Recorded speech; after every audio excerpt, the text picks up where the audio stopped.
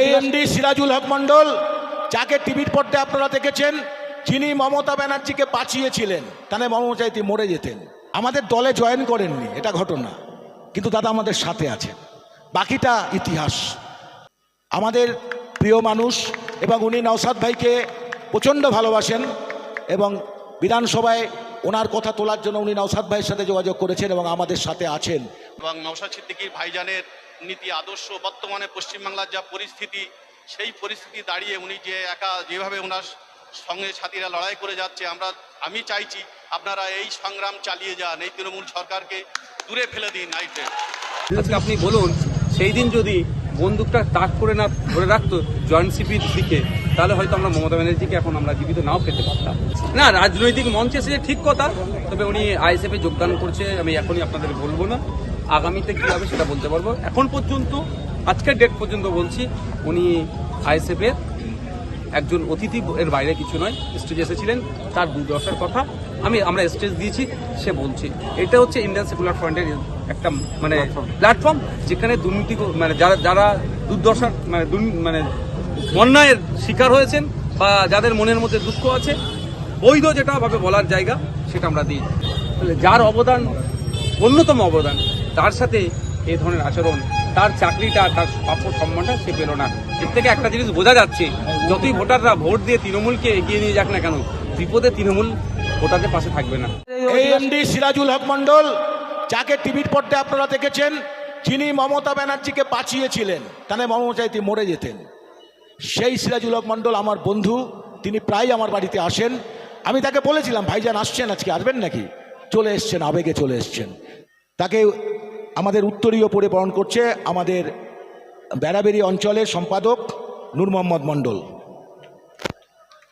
করতালি দিয়ে অভিনন্দিত জানুন। ব্যাসটা পরিয়ে দাও। দাদা আমাদের দলে জয়েন করেননি, এটা ঘটনা, কিন্তু দাদা আমাদের সাথে আছেন। বাকিটা ইতিহাস। ফুলের তোড়াটা তুলে দিচ্ছেন আসগার আলী। সেজুল ভাই ফুলের তোড়াটা নাও। আমাদের প্রিয় মানুষ এবং উনি নওশাদ ভাইকে প্রচণ্ড ভালোবাসেন এবং বিধানসভায় ওনার কথা তোলার জন্য উনি নওশাদ ভাইয়ের সাথে যোগাযোগ করেছেন এবং আমাদের সাথে আছেন। বাকিটা আগামী দিন কথা বলবে। দু এক কথা বলবেন সেজুল ভাই? হ্যালো, বলছি আপনারা বিগত দিনে সবাই দেখেছেন আমাকে টিভির পর্দায়, হয়তো প্রকাশ্যে মঞ্চে কোনোদিন দেখেননি। যে দিদি এখন বর্তমানে মাননীয় মুখ্যমন্ত্রী মমতা ব্যানার্জি, উনি তখন কংগ্রেসের যুবনেত্রী ছিলেন। তখন 21শে জুলাই সচিত্র পরিচয়পত্রের আন্দোলনে উনি রাইটার্স অবরোধের ডাক দিয়েছিলেন। সেই অবরোধে যেখানে এই ঘটনাটা হয়েছিল, তার সম্মুখের পাশেই আমি ডিউটিতে ছিলাম। কিন্তু ওনাকে মেরে দেওয়ার পরিকল্পনা ছিল সেই দিন, কিন্তু সেই পরিকল্পনা ভেস্তে দিয়েছিলাম আমি এবং আমার অফিসার ছিল নির্মল বিশ্বাস, ওনার আদেশেই। তারপরে আমি বাম সরকারের জনরোষের মুখে পড়ে আমার চাকরি চলে যায়। বিগত দিনে দিদি অনেকবারই ডেকেছে আমাকে। 19 সালে ডেকেছে, 18 সালে ববি হাকিম ডাকলো, 23 সালে নবান্নে ডেকে আমাকে গিফট দিয়েছিল, প্লাস আমার সঙ্গে ফটোও দেখেছেন আপনারা বিগত খবরের কাগজে বা ইসে। তারপরে আমাকে প্রতিশ্রুতি দিয়েছিল যে আমার চাকরিটা ফিরিয়ে দেবে, কিন্তু এখনো উনি রিটার্ন করেনি। আমি বেশি কথা বলতে চাই না। তাপসদার সঙ্গে আমার একটা ভালো সম্পর্ক। আমি তাপসদার কাছে মাঝে মধ্যেই আসি বা ফোনে কথা হয় আমার সঙ্গে। তাপসদা আমার কাছে ইনভাইট করেছিল যে ভাই তুমি যদি আসো, আজকে নওশাদ সিদ্দিকী ভাইজান আসছে। আমি বললাম ঠিক আছে দাদা, আমি আসবো, আমি অবশ্যই আসবো। আমি এসছি এবং নওশাদ সিদ্দিকীর ভাইজানের নীতি আদর্শ, বর্তমানে পশ্চিমবাংলার যা পরিস্থিতি, সেই পরিস্থিতি দাঁড়িয়ে উনি যে একা যেভাবে ওনার সঙ্গে সাথীরা লড়াই করে যাচ্ছে, আমি চাইছি আপনারা এই সংগ্রাম চালিয়ে যান, এই তৃণমূল সরকারকে দূরে ফেলে দিন। এটাই আমার, আমি এই বলে আমি আমার বক্তব্য দীর্ঘায়িত করবো না, শেষ করছি। ভাইজানের মুখে আপনারা বক্তব্য শুনবেন, আমি এই বলে আমার বক্তব্য শেষ করছি। ধন্যবাদ সিরাজুল ভাইকে। এবং শোভেনদা আবার নওশাদ ভাইয়ের সাথে দেখা করেছেন, খুব খুশি হলাম। শোভেনদা ঠিক আছে, হ্যাঁ ঠিক আছে। এবার আমাদের প্রিয় বিধায়ক এবং চেয়ারম্যান নওশাদ সিদ্দিকী ভাই, এএমডি সিরাজুল হক মন্ডল, যাকে টিভির পর্দায় আপনারা দেখেছেন, যিনি মমতা ব্যানার্জিকে বাঁচিয়েছিলেন, তাহলে মমতা চাইতে মরে যেতেন। সেই সিরাজুল হক মন্ডল আমার বন্ধু, তিনি প্রায় আমার বাড়িতে আসেন। আমি তাকে বলেছিলাম, ভাইজান আসছেন, আজকে আসবেন নাকি? চলে এসছেন, আবেগে চলে এসছেন। তাকে সম্মান জানানো আমাদের দায়িত্ব। হ্যাঁ, আরে এটা তো তোরা ঠিক করবি। তাকে আমাদের উত্তরীয় পরে বরণ করছে আমাদের বেড়াবেড়ি অঞ্চলের সম্পাদক নূর মোহাম্মদ মণ্ডল।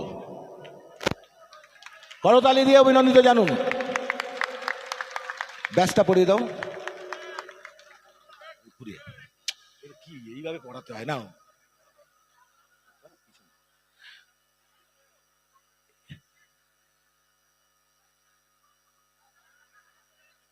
দাদা আমাদের দলে জয়েন করেননি, এটা ঘটনা, কিন্তু দাদা আমাদের সাথে আছেন। বাকিটা ইতিহাস। ফুলের তোড়াটা তুলে দিচ্ছেন আসগার আলী। সিরাজুল ভাই ফুলের তোড়াটা নাও। আমাদের প্রিয় মানুষ, এবং উনি নওশাদ ভাইকে প্রচণ্ড ভালোবাসেন, এবং বিধানসভায় ওনার কথা তোলার জন্য উনি নওশাদ ভাইয়ের সাথে যোগাযোগ করেছেন এবং আমাদের সাথে আছেন। বাকিটা আগামী দিন কথা বলবে। দু এক কথা বলবেন সিরাজুল ভাই?